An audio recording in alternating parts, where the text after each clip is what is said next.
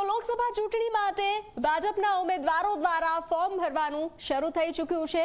ભાજપના ઉમેદવારે ફોર્મ ભર્યા છે। ભાજપના 6 ઉમેદવારોએ આજે ફોર્મ ભર્યા છે। તો ભાજપના ઉમેદવારોએ વિજય મહોરતમાં ફોર્મ ભર્યાનું સામે આવ્યું છે। પોરબંદરમાં મનસુખ માંડવિયાએ ઉમેદવારી ફોર્મ ભર્યું છે, જ્યારે ભરૂચમાં મનસુખ વસાવાએ ફોર્મ ભર્યું છે। તો અમદાવાદની વાત કરીએ તો અમદાવાદ પૂર્વમાં હસમુખ પટેલે ઉમેદવારી ફોર્મ ભર્યું છે। પંચમહાલમાં રાજપાલસિંહ જાદવે ઉમેદવારી ફોર્મ ભર્યું છે। તો વલસાડમાં ધવલ પટેલે ઉમેદવારી ફોર્મ ભર્યું છે અને જીતનો વિશ્વાસ પણ વ્યક્ત કરવામાં આવ્યો છે દરેક ઉમેદવારો દ્વારા। સુરેન્દ્રનગરમાં ચંદુભાઈ શિહોરાએ ઉમેદવારી ફોર્મ ભર્યું છે। તો હાલ જે લોકસભા ચૂંટણીના પડઘમ વાગી રહ્યા છે, ત્યારે ભાજપના ઉમેદવારોએ આજે વિજય મહોરતમાં ફોર્મ ભર્યું હતું।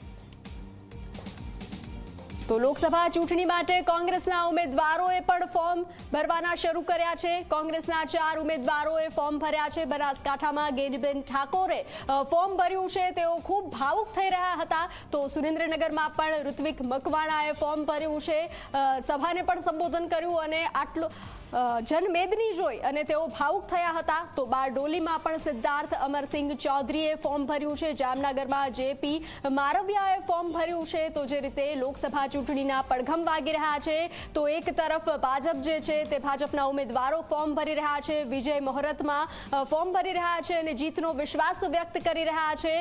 તો કોંગ્રેસમાં પણ ફોર્મ ભરવામાં આવી રહ્યા છે અને ભાવુકતા સાથે જનમેદનીને સંબોધન પણ કરવામાં આવી રહ્યું છે।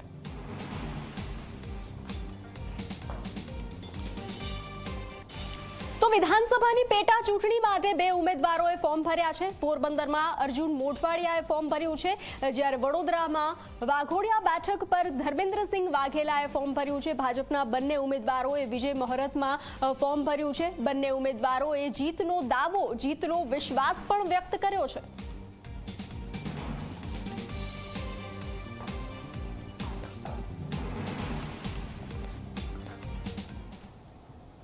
તો બનાસકાંઠા